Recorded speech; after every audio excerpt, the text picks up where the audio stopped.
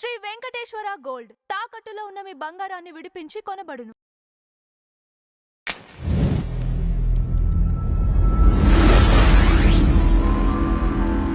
స్వామి, తిరుమలలోనే చక్కెర తీర్థం ఉంది కదా! ఈ చక్కెర తీర్థం యొక్క ప్రాధాన్యత ఏంటి? చక్కెర తీర్థం అనేది పూర్వంలో ఒకతను ఒక బ్రాహ్మణుడు పద్మనాభుడు అని చెప్పేసి అక్కడ తపస్సు చేస్తూ స్వామివారిని సేవిస్తూ అలాగే ఏదో దొరికింది తింటూ అలా కాలాన్ని గెంటుతూ అలాగనే స్వామిని కీర్తించడం మానలేదు, తపస్సు చేయడం మానలేదు. అలాగా ఒకరోజు స్వామివారు ఆయన తపస్సును మెచ్చి స్వామివారు దర్శనమిస్తారు. ఆ దర్శనమిచ్చిన సమయంలో స్వామిని ఎంతో ప్రేమతో ఎంతో అనురాగంతో స్వామిని కీర్తించుంటారు. కీర్తించినందుకు స్వామివారు వరం ఇస్తారు, నువ్వు ఇక్కడే ఉండు, నువ్వు ఇక్కడే నన్ను సేవ చేసుకుంటూ ఉండిపో అని చెప్పేసి సెలవిస్తారు. తర్వాత అలాగే సేవ చేసుకుంటూ తపస్సు చేసుకుంటూ అలా ఉండే రోజుల్లోని అనుకోకుండా ఒక రాక్షసుడు వస్తాడు. ఆ రాక్షసుడు ఎలాగంటే అండి, ఓకే తను పట్టుకుని వెంటనే ఓకే నాకు మంచి ఆహారం దొరికింది అని చెప్పి ఆనందంతో నవ్వుతూ ఉంటాడు.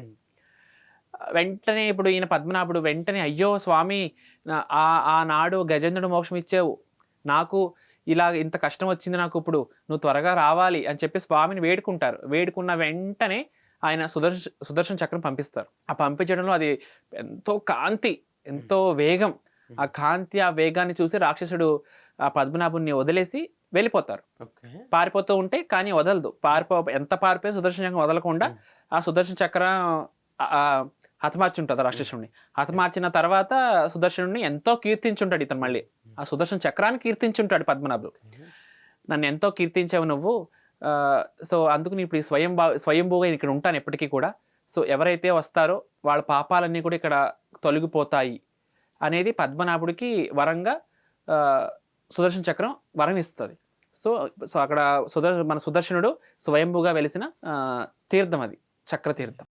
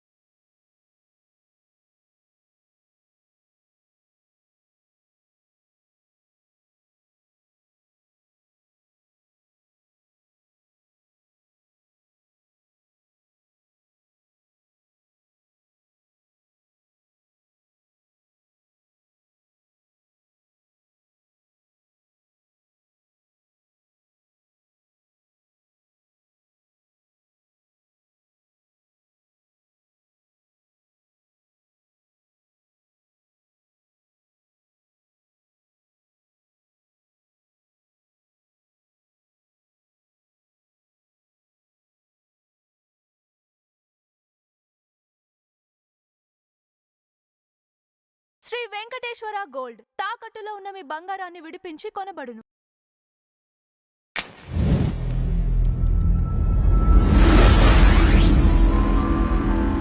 తిరుమలలో ఉన్న తుంబుర తీర్థం యొక్క రహస్యం ఏంటి?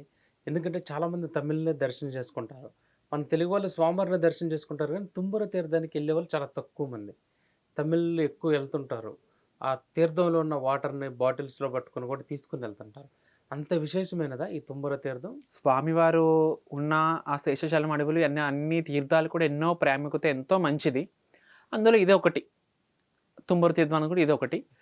ఏమిటి అంటే ఇక్కడ సాక్షాత్తు తుమ్మురుడే వచ్చి తపస్సు చేసిన స్థలం.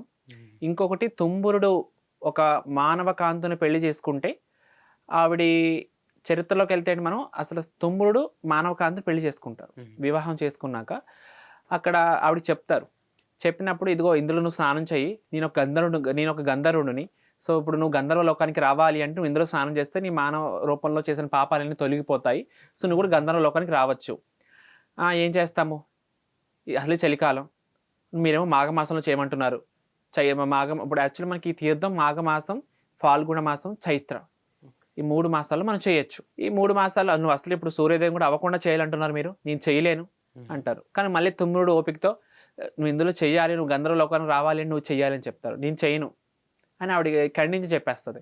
అప్పుడు తుమ్ముడు కోపం వచ్చేస్తుంది. కోపం వస్తే శపిచ్చేస్తారు. ఇంకా శపిచ్చేస్తే నువ్వు ఇక్కడే కప్పవై జీవించి ఇంకా నువ్వు గంధర్వ లోకానికి రాలేవని చెప్పేస్తే వెంటనే ఆవిడ కప్పగా మారిపోతుంది. అప్పుడు ఆవిడ కప్పగా మారిపోయి అయ్యో నేను చాలా తప్పు చేశాను, నన్ను క్షమించండి, నా పాపానికి విమోచనం ఏమీ లేదా అని అంటే, లేదు ఉంది, నువ్వు ఇక్కడ రావి చెట్టు త్వరలో నువ్వు ఇక్కడే ఉండాలి. నువ్వు అగస్త్యముని ఎప్పుడైతే వచ్చి తుమ్ముడు తీర్థం చరిత్రని చెప్తాడో అది నువ్వు ఎప్పుడైతే వింటావో అప్పుడు నీకు శాప విమోచనం జరుగుద్ది అంటారు.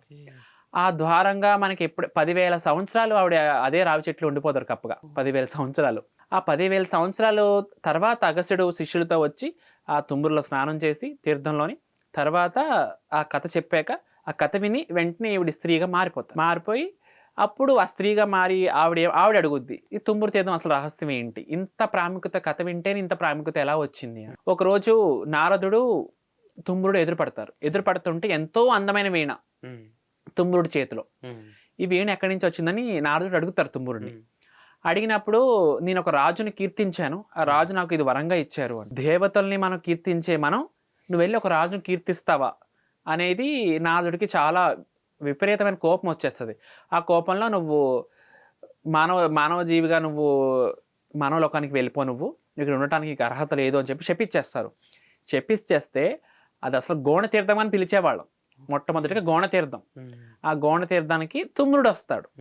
తుమ్మురుడు వచ్చి అక్కడ తపస్సు చేసి అక్కడ స్నానం చేసినందుకు మళ్ళీ గంధర్వ లోకానికి వెళ్ళడానికి అవకాశం వచ్చింది. ఎందుకు అంటే అండి, సాక్షాత్తు లక్ష్మీదేవి స్నానం చేసిన తర్వాత మనకి ఆ నీళ్లు గోణ తీర్థంగా మారి శేషాచలం కొండకు వచ్చినాయి. తర్వాత సకల దేవతలు కూడా అక్కడికి వచ్చి స్నానం చేస్తారు. సకల నదులు కూడా అక్కడికి వచ్చి తన పాపాలను కడుక్కొని వదిలిపెట్టి వెళ్తాయంట. మళ్ళీ త్రిమూర్తులు కూడా అక్కడికే వచ్చి తన పాద ధూళి అక్కడ వదిలి వెళ్తారంట. సో అలాంటి తీర్థం దగ్గర తుమ్మురుడు తపస్సు చేసినందుకు గోణ తీర్థం నుంచి మన తుమ్మురు తీర్థంగా మనం మారింది అది. ఇప్పుడు మనం అందరూ కూడా తుమ్మురు తీర్థం అంటే, ఇప్పుడు నేనే వెళ్ళానండి, అది నాకు లైవ్ ఎక్స్పీరియన్స్ ఎలాగంటే తుమ్మురు తీర్థం దిగడం చాలా ఈజీగా వెళ్ళిపోయాం, కానీ పైకి రాలేకపోయాం. ఇప్పుడు నాలాంటి వాళ్ళకి చాలా ఇబ్బంది అనిపించింది. ఇంకా వయసు ఉన్న వాళ్ళు కష్టం. కానీ టిటిడి దేవస్థానం వాళ్ళు ముందే ఏజ్ లిమిట్ పెట్టి ఈ ఏజ్ వాళ్ళని అలౌ చేయమని చెప్పేసి ముందే చెక్ చేసి, ఎందుకంటే వాళ్ళందరికీ తెలుసు కాబట్టి ఫుడ్ కానీ అన్నీ కూడా బాగా సపోర్ట్ చేశారు. ఇంకొకటి ఏంటంటే అక్కడ మేము స్నానం చేసి పచ్చి మంచులు కూడా తాకుండా మేము స్టార్ట్ అయ్యాము. 5 కిలోమీటర్స్ కూడా మేము అసలు వాటర్ కూడా పట్టుకెళ్ళలేదు మేము. అక్కడికి వెళ్ళాక ఆ నీళ్లు తాగితే ఆ అనుభవం చెప్పలేకపోయాను నేను. అసలు ఆ చల్లటి నీరు మొత్తం కొండలే. నేను చాలా 2 మినిట్స్ అక్కడ తీర్థం కింద నుంచున్నాను, నేను అసలు వెళ్ళలేదు నేను. అంటే మనకి గుహ కింద ఇలా ఉంటది అనమాట అండి, మనం ఇక్కడికి వెళ్ళిపోవచ్చు, కనపడం బయట మనం ఉన్నట్టు కూడా కొంచెం కనపడం మనం.